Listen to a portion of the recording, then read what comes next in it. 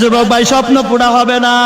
বাড়ি বানাবি, বাড়িতে ঘুমাইতে পারবে কিনা জানা নাই। যুবক রে, তোর হাতে পায়ে ধরে ছিল, বাড়ি বানাইছস, বাড়িতে থাকতে পারবে কিনা, স্বপ্ন পুরা হবে কিনা জানা নাই। ডুপ্লেস বাড়ি বানাইয়া আমার চোখের সামনে আমি দেখেছি বাবাই ডুপ্লেস বাড়িতে ঢুকতেই পারে নাই, চোখে দেখতে পারে নাই।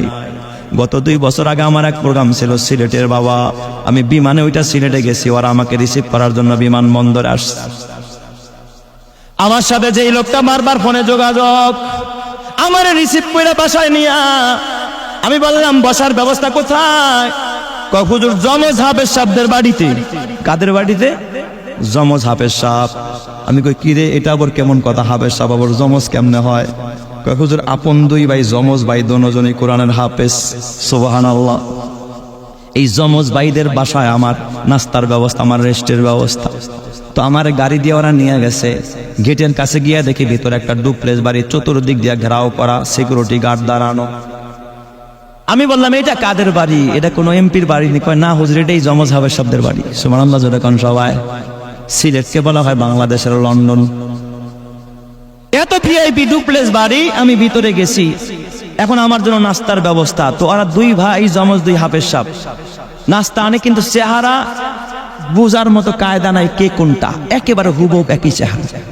সুবহানাল্লাহ বলবেন না সবাই? শুধু পোশাক দেখলে বোঝা যায় যে 2 জন মানুষ, নাইলে একেবারে পোশাক না থাকলে হুবহু 2 জন কি একরকম। 2 জমজ হাফেজ সাহেব আমার খানা আইনা খাওয়ায়। আমি কিসের খানা দেখবো, আমি খালি ওদের চেহারা দেখি বারবার। মাঝে মাঝে মোসাব্বা লাগা যায়, কোনটা আগে আইলো কোনটা পরে আইলো। আমি প্রথম মনে করছি বুঝি ওরাই 2 ভাই, ওরাই বুঝি ড্রেস পাল্টায় পাল্টায় আমার কাছে আসে। পরে খেয়াল করে দেখলাম যে না, 2 জন আলাদা আলাদা। নাস্তা দিয়া 2 ভাই বসছে, আবার একটা হাত পাখা পারে না যে কলিজা কাইটা দিয়া দেয় আর কি।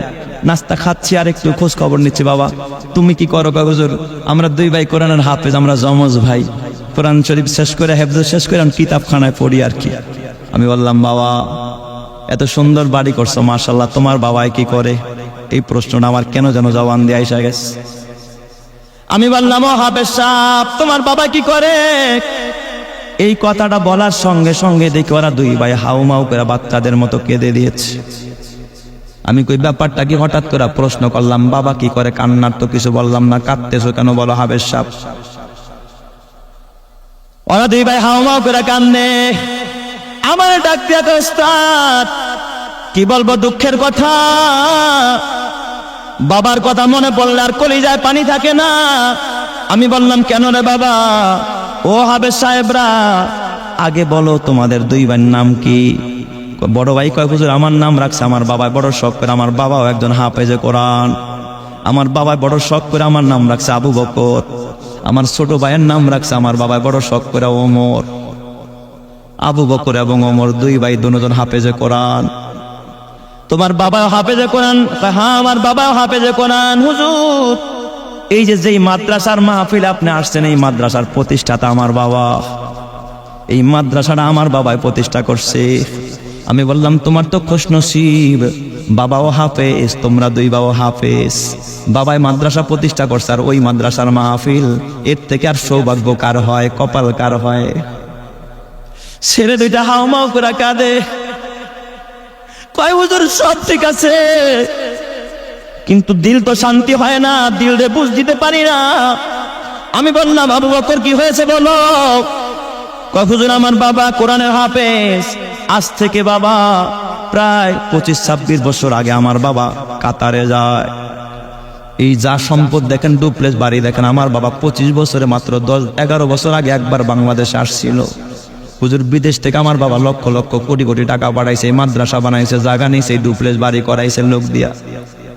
হুজুর আমার বাবা বড় স্বপ্ন, আমাদেরকে হাফেজে কোরআন বানাবে, বড় আলেম বানাবে। আমার বাবার স্বপ্ন আমাদেরকে বড় আল্লাহওয়ালা বানাবে, এটা আমার বাবার স্বপ্ন। হুজুর এই মাহফিলের যত খরচ আছে সব আমার বাবা গত 10-12 দিন আগে সব টাকা পাঠাইয়া দিছে সেই কাতার থেকে। আমি বললাম আগে বলো তোমার বাবা এখন কোথায়? এই কথাটা বলতেই ছেলে 2টা একেবারে বসে পড়ে গেল, কান্নায় ভেঙে পড়ে গেছে। কয় হুজুর এই মাহফিলের ডেট আমার বাবা কাতার থেকে দিয়েছে, এই মাহফিল আমার বাবাই করাইতে চাইছিল, আমার বাবার সভাপতিত্বে এই মাহফিলটা হওয়ার কথা, কিন্তু হুজুর গত এক সপ্তাহ আগে আমার বাবা বাংলাদেশ আসার কথা টিকিট করে রাখছে, সব ওকে হয়ে গেছে। আমার একদিন ফোন দিয়া জিজ্ঞাসা, বাবা আবু বকর তোমার জন্য আমি কি আনবো, তোমার ওস্তাদ হাফেজ সাহেবের জন্য আমি কি আনবো, ও বাবা আবু বকর তোমার ছোট ভাই ওমরের কি লাগবে, সব খবর নিছে। আমার মায়ের জন্য মার্কেট করছে, আমার জন্য করছে, আমার ছোট্ট একটা বোন ওর জন্য মার্কেট করেছে। হুজুর আমার বাবা বাংলাদেশে ফিরবে গত এক সপ্তাহ আগে ফেরার কথা, কিন্তু হুজুর কসম আল্লাহ আমার বাবা যে এইভাবে দেশে ফিরবে আমি বুঝতে পারি না। যেই বাবা সারা জনম 25টি বছর পর্যন্ত বিদেশের বাড়ি মা দেখে নাই, বাবা দেখে নাই, সন্তান দেখে নাই, আমাদেরকে দেখে নাই, আমার মায়ের সাথে দেখা নাই, আমার বাবা কত যে ফোনের মধ্যে ফোন দিয়া চোখের পানি জড়াইছে আমাদের জন্য। হুজুর আমার বাবা কত স্বপ্ন বাড়িটা উৎপাদন করবে।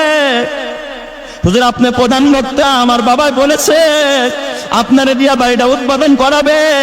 আমার বাবার বড় স্বপ্ন এই বাড়িটা আইসা, আমার বাবাই নিয়ত করছে আর বিদেশে যাবে না, কিন্তু আমার বাবাই যে লাশ হয়ে ফিরবে আমরা ভাবতেও পারি না। এ যুবক ভাই, কখন যেন তোর জীবনটা থমকে দাঁড়ায় যায়, কখন যেন তুই কবরের বাসিন্দা হয়ে যাচ্ছে। যুবক দেখোস না বড় ভাইয়ের কাঁধে ছোট ভাইয়ের লাশ, দাদার কাঁধে নাদির লাশ, স্বামীর কাঁধে স্ত্রীর লাশ। এ যুবক তোর কি নজরে পড়ে না? এ আমার বাবা অসুস্থ বাবারে দেখতে আইসা ছেলে মাঝখানে রাস্তায় অ্যাক্সিডেন্ট করে লাশ হয়ে গেছে। এ যুবক ভাই তোর কি বুঝে আসে না রে? কখন যেন এই দেহ থেকে রূহটা বের হয়ে যায়, কখন যেন মরা লাশ হয়ে তুই কবরের বাসিন্দা হয়ে যাস। রে যুবক এখনো সময় আছে, এখনো তওবা কর, এখনো আখিরাতের কথা মনে কর, মরণের কথা চিন্তা কর। ওই কবরটাকে জান্নাতের ঘর বানায়া দিবেন যিনি, তিনি কে? আল্লাহ। আমি বললাম আবু বকর কি হয়েছে ঘটনা আমারে খুলে কও। যমজ দুইজন হাফেজে কোরআন আমার ডাক দিয়া কানতে কানতে ওস্তাদ আমার বাবার মার্কেট কমপ্লিট। হুজুর ভিডিও করে দেখেন, এই যে কিছু স্ক্রিনশট আমরা রেখে দিছি। আমার বাবা আপনার জন্য একটা গিফট কিনেছিল। আমার বাবা হুজুর প্রধান বক্তার উদ্বোধনের দিন আপনাকে একটা গিফট দিব, আমার বাবা আপনার জন্য একটা আবা কিনেছে। হুজুর শোনেন, আমার বাবা আমার ওস্তাদদের জন্য গিফট নিয়েছে। হুজুর কিন্তু বড় দুঃখের বিষয়, যেদিন সকালবেলা আমার বাবার 10টা বাজে বিমানে ওঠার কথা, ওই রাতে আমার বাবা ঘুমায়, সকাল 10টা আমার বাবা বিমানে উঠবে, রাত্রেও 10টা 11টা পর্যন্ত আমার বাবার সাথে ফোনে কথা হয়। কত আনন্দ! আগামীকাল বাবা আসলে কত কল্পনা করছি যে বাবার গলাটা ধরে বাবার কপালে একটা চুমা দিব। যেই বাবা এত কষ্ট করেছে আমাদের জন্য। হুজুর আমাদের বাড়ি এত সুন্দর ছিল না, আমার বাবা মাথার ঘাম পায়ে ফেলা এই ডুপ্লেক্স বাড়িটা করছে। আমার বাবাই মাদ্রাসা বানায়, এলাকায় এমন কোন গরিব নাই যে গরিবরা আমার বাবাই দান করে নাই। হুজুর এলাকার গরিব মানুষও খুশি হয়েছিল আমার বাবা। আমার বাবার কত স্বপ্ন, গরিবদের জন্য আমার বাবা গিফট নিয়ে আসার কথা। আমার বাবা অনেক রকম হরেক রকমের গিফট কিনেছে। আমার বাবা 11 বছর পরে দেশে আসার কথা, আমার মায়ের অপেক্ষায় ছিল আমার বাবা দেশে ফিরবে। রাতের বেলা 10টা বাজে 11টা বাজে আমার মা আমার বাবার সাথে কথা বলে, কিন্তু সকালবেলা আমরা ঘুম থেকে উঠা আমার বাবার সাথে কথা বলতে চাইলাম, কন্টাক্ট করতে চাইলাম, দেখি আমার বাবা ফ্লাইটে উঠছে কিনা, বিমানে উঠছে কিনা, কিন্তু সকাল থেকে ফোন দেই, ফোন বাজে, কিন্তু আমার বাবা তো কল রিসিভ করে না। আমার বাবা তো কল রিসিভ করে না। এ আমার বাজার আল্লাহর কোরআন বলে, কুল ইন্নাল মাউতাল্লাযী তাফিররুনা মিনহু ফাইন্নাহু মুলাকীকুম সুম্মা তুরাদ্দুনা ইলা আলিমিল গায়বি ওয়াশ শাহাদাতি ফায়ুনাব্বিউকুম বিমা কুনতুম তা'মালুন। এ যুবক, মরণ থেকে তুই যতই পালায়া বেড়াস, মরণ থেকে পালাইতে পারবি না। মরণ তোরে ধরে বসবে, তোর স্বপ্ন পুরা হইতে দিবে না। এই দুনিয়া স্বপ্ন পূরণের জায়গা না। কারণ পারে নাই, ফেরাউন পারে নাই, হামান পারে নাই, সাদ্দাত পারে নাই। বাবা তুইও পারবি না, আমিও পারবো না। এই গাড়ি বাড়ি কিচ্ছু না, এগুলো চোখের ধোঁকা। এই সম্পদ হলে চোখের ধোঁকা। আখিরাতের চিন্তা কর, মরতে দেরি হবে, আমার আল্লাহ তোরে জান্নাতের বিছানা বিছাইতে দেরি করবে না। জোরে কোন সুবহানাল্লাহ। হুজুর সকালবেলা আমি চেষ্টা করলাম, আমার মা চেষ্টা করলো, বারবার ফোনে লক করতেছি, কিন্তু কল বাজে, বাবাই তো কল রিসিভ করে না। আমার বাবা এক রুমে ঘুমাইতো, কিন্তু আমার এলাকার আরেক চাচা, আমাদের আঙ্কেল, হুজুর ওই চাচা আমার বাবারে এয়ারপোর্টে আগায় দেওয়ার কথা। সকাল 8টার দিকে ওই চাচারে আমরা ফোন দেই।